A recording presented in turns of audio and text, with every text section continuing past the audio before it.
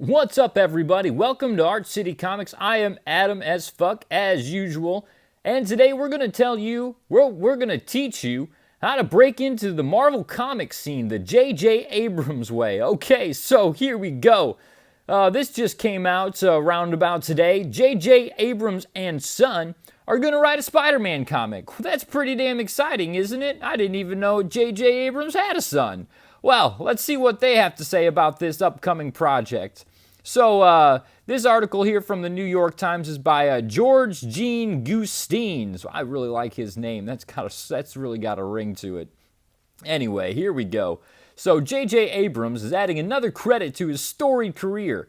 But how do you top newly minted media mogul with a reported $500 million partnership in the works with Warner Media? Wow!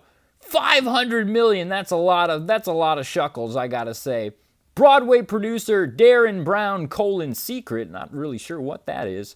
And film director, he's doing that new Star Wars flick episode, whatever it is, the Rise of the Skywalker. I'm pretty sure it's just Rise of Skywalker, unless they changed it again. It's really hard to say. It really is. But he goes on to say, clearly it's time to write a comic book. I guess so. A lot of people these days, they like to write comic books and then get into the media, the movies and the TV series and the Netflixes and all that fun stuff. So JJ's doing it a little bit backwards from everybody else, but what could you expect from a guy like him, right? Okay, continuing on. And that is what Abrams and his son Henry, who is 20, wow, only 20 years old, what a lucky kid, they're doing for Marvel Entertainment. They're introducing a new villain, Cadaverous. Ooh, that sounds scary. Who will cause problems for Spider-Man. His alter ego, Peter Parker. I would assume so. They're usually right there in lockstep. And his beloved Mary Jane Watson. Oh yeah, that's the smoking hot redhead that he's always hanging around with. I thought she was dead. Didn't she die a while back? I can never remember. There's so many damn reboots. Anywho. So he's writing a 5-part series that's arriving in September, just a little bit later this year. The Abramses are writing, and the comic will be drawn by Sarah Pichelli and covered by Dave Stewart. Wow, that's a hell of a team right there. I mean, you talk about some all-stars, all-star cast right there. So, I guess they had a phone interview this week, and the Abramses, is that how you say that? I feel like that's not right. I feel like I'm saying that wrong or something. They talked about working together and their first exposure to comics. They were coy about sharing many plot details. I'm sure they would. They like their twists, don't they? They like to keep people guessing. But J.J. Abrams said the story shows Peter Parker in a way you haven't seen him before. Oh, well, they're probably gonna make him gay, and I'm sure a Mexican man, something like that. They might even make Mary Jane Watson Spider-Man. That'd be something I'd never seen before. Or have I? I can't remember with all these alternate timelines. So these are the edited excerpts from the conversation. Well, why did you edit them? Why couldn't you just give me the whole conversation? I like that kind of thing. Anywho, he goes on to ask, how did the two of you writing this comic come about? JJ responds, this is Henry Abrams' first interview ever. I'm sure it is. He's just a young pup. Henry continues on and says, I'm nervous, but I will do my best. Nick Lowe, the editor of this comic, reached out about 10 years ago.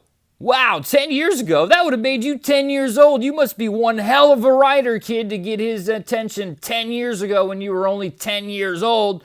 Incredible. Anyway, he says, more recently, we began to develop an idea, a new and different and exciting take on Spider-Man. Oh my God, I can't wait already. This is going to be so exciting. I love when they screw around with these centuries-old characters. It's just absolutely fantastic. JJ goes on to say, Nick had been pressing me to do a book with him. A year or so ago, I started talking about it with Henry, and it sort of happened organically. And that has been the joy of this. Even though I've been talking to Nick for a long time, weirdly, this feels like it just sort of evolved from the conversations of Henry and I. Well, who wrote this? You or Henry? I'm not really sure. I guess we'll find out. Having ideas that got us excited and Nick being open to the collaboration. Well, sure. Everything in Nick's mind that you touch just turns to gold. You know, you're unstoppable. You're all over the place, JJ. So New York Times asked, were you both comic book fans growing up?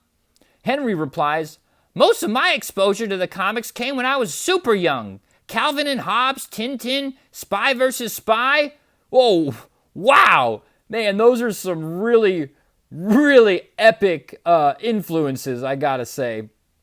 He goes on to say, I did have a Marvel compendium when I was 6 or 7 that I adored, and I was always laying on this page of Spider-Man. Not knowing anything about the character or the backstory or the powers, but connecting with the visual designs of Steve Ditko, legend. I didn't really start reading him until I was 11 or 12, and at that point I realized this is a character that I see myself in, and that I was probably the first time I ever felt that way with any fictional character. Wow, kid, I gotta say, I bet a lot of kids, that resounds with a lot of people. A lot of people connect with Spider-Man. I hope you don't ruin him by changing him up too much and messing around. Anyway, JJ says, I remember working in a comic store in high school, and there was the Amazing Fantasy comic that Spider-Man first appeared in. They had that under the glass. I'm sure they did. That's worth quite a few pennies these days. It really wasn't until that job that I had started to get into comics. And how the fuck did you end up working in a comic book store? Just by chance? What the hell? Anyway, while I've never been the diehard comics fan that Henry is, I've always appreciated the way that an emotional and weirdly relatable story is being told through this extraordinary circumstance. What the fuck are you talking about, JJ? Maybe read some more comics before you start writing and talking about them. Anyway, New York Times asked, how was it to work together on this? Henry replies, great! JJ says, I told him he has to say it's great. Of course, he's got to do as dad tells him, right? I mean, I always did as my dad said, especially when I was not even old enough to drink and tell him off. Anyway, Henry says, I feel like I've developed not just as a writer, but someone that can appreciate stories more. Spider-Man is one of those superheroes where the more you read about him, for me at least, the less I understand him. What? Maybe you should read more about him then. He's not that hard to understand. He's so anti-everything that you'd expect from a hero. What? What are you talking about, Henry? Ah! I gotta skip down here. JJ replies, it's been wild for me having worked with writers for many years to work with my son on something and get the pages back after we've talked through an outline. To be honest, I wasn't sure going into it, what it would be like. Neither of us were. Well, it's probably pretty weird working with someone who's never written a comic book before, or probably really anything professionally at the age of 20, except for a couple papers in school. Oh, there's a nice picture of Mr. JJ there. Isn't he a doll? Look at that face. Look at that nose. Man, he's got a nose. Anywho, that's beyond the point. They continue to ask, what was it like seeing the artwork oh my God, blah, blah. None of that's even interesting. Here we go. Would you want to do more comics? Time allowing, of course. JJ's a busy guy, you know. JJ says, sure, it's been fun working with Henry. I know that Henry has some other ideas for some. Oh, God, I couldn't even imagine. I can imagine working with Dad has its advantages. Woo! You think so? But I can imagine wanting to do things on his own. Boy, you can tell they really thought this out. I'm sure this entire interview was scripted here. Henry goes on to reply, obviously, there is an undeniable privilege here, and I'm not ignorant of that. Well, that's good, because everybody on this side thinks that you're pretty ignorant. Excuse me. I think part of creating is creating on your own. My hope and my goal is to do that after this. I can't believe this opportunity was afforded to us.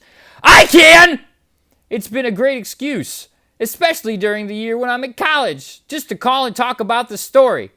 Oh, the end. That's the end of the interview. That was cut off kind of short. Maybe they shouldn't have edited it down so much.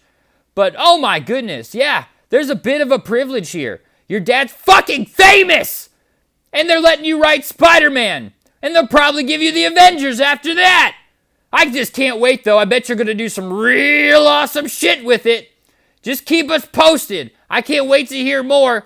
That's all we've got, because this article was short and sweet and not to the point at all. But there it is. Look for that coming out this September. J.J. Abrams and Son, Spider-Man #1 with Sarah Pichelli. Oh, and the cover's by Oliver Coipel. Coipel? However the fuck you say it. Anyway, we'll see you guys next time. Make sure you hit the thumbs up, subscribe, and ring the bell for notifications for next time we have an awful comic book to tell you about. Bye!